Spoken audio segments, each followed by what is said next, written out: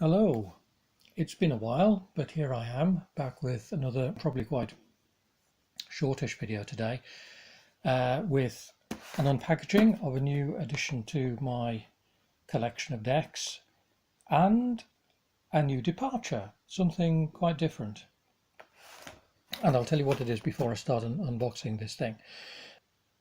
A while ago I read something quite at random, and I'm not sure whether it was on YouTube or on the internet. And it got me to thinking about Lenormand cards, which I'd never paid any attention to. My interest was mainly in tarot history, the symbology of tarot, how it's interpreted as a symbolic system, all of that. But I read a little bit about Lenormand and it intrigued me. And then I read a few more things, which I'll go on to in a minute, which made me think, yeah, I need a set of Lenormand cards to tease my imagination a bit and to get me thinking along new lines and in different ways. So I decided I would like a Lenormand deck. And then, of course, the question arises when you're doing something that you really not paid any attention to before. Where do you start? Where do you start? So a couple of really good videos on YouTube about how to pick your first Lenormand decks and what to look out for, what might be useful, what might be better to avoid, things like that. And so I went ahead and as soon as I found this one at a sort of good price and all that, I thought, yeah, you can't not really. Here we go.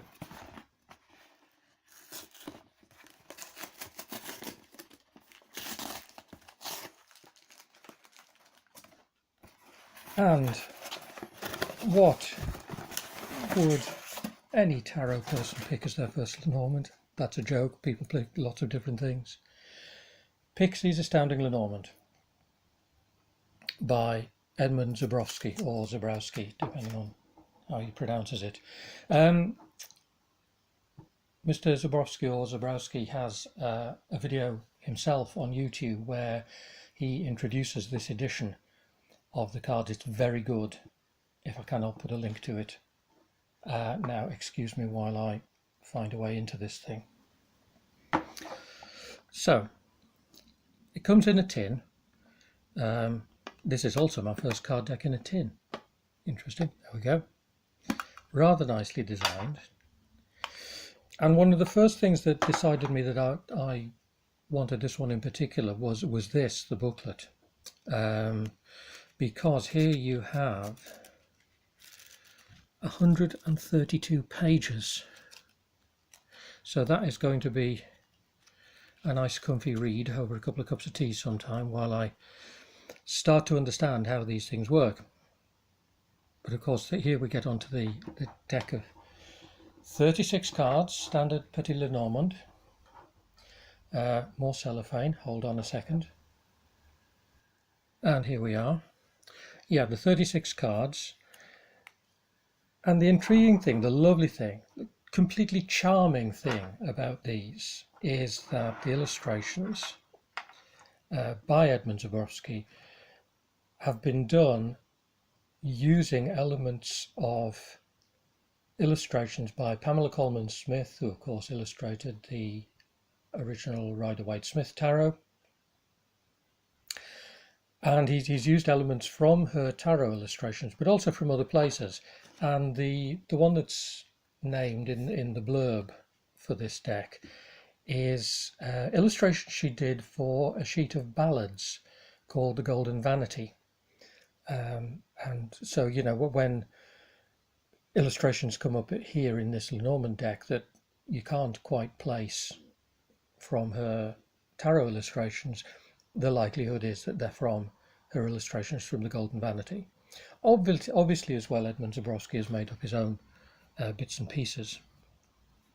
And I went for this partly because of the sheer charm of having this sort of tribute to Pamela Colman Smith and her tarot illustrations. Partly because it's got all of the elements that were in the videos I was talking about what to look out for in your first Lenormand deck. It's got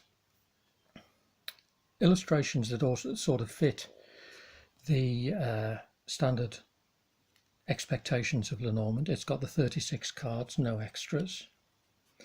It's got the names, which are going to help because I've not done this before, and it's got the playing card associations as well, which I've heard are going to come in useful at some point.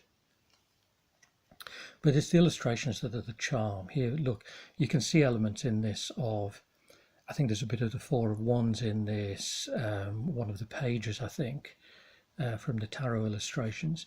There's that lovely rainbow from her illustration from the Ten of Cups on the clover. This is very beautiful. This is very nicely done. I gather that, I gather that the version of the Rider-Waite-Smith tarot deck that's closest to these, this style, this colouring, and all of that, is the Centennial, which I don't have. So I think I might see if I can pick up a copy of the Centennial Waite-Smith to complement this. These are really lovely. The cardstock, very nice. The backs are very attractive. Look, you see, beautiful rose motif there on the back.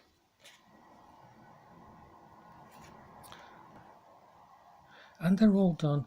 You know, even the stuff that Zubrowski has invented here, it's so of Pamela Coleman Smith's style that you really could be convinced it's her work.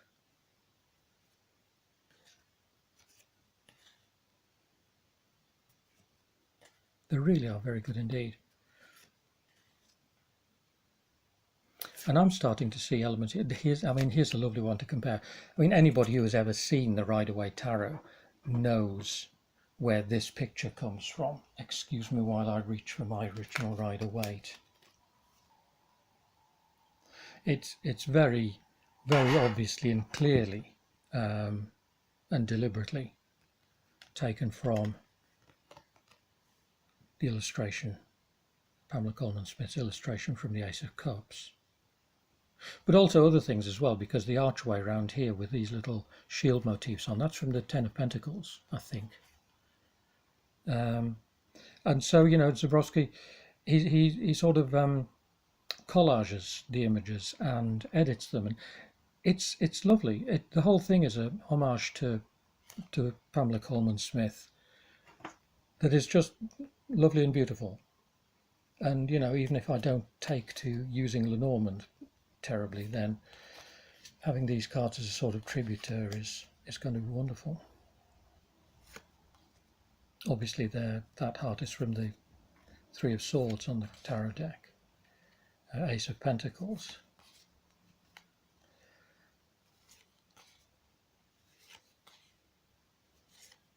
I was told it's very important to have the gentleman and the lady facing each other.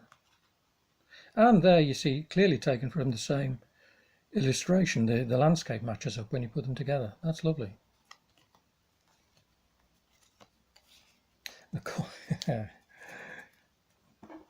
course, again, you know, anybody who knows the Rider-Waite-Smith Tarot knows where that one comes from as well.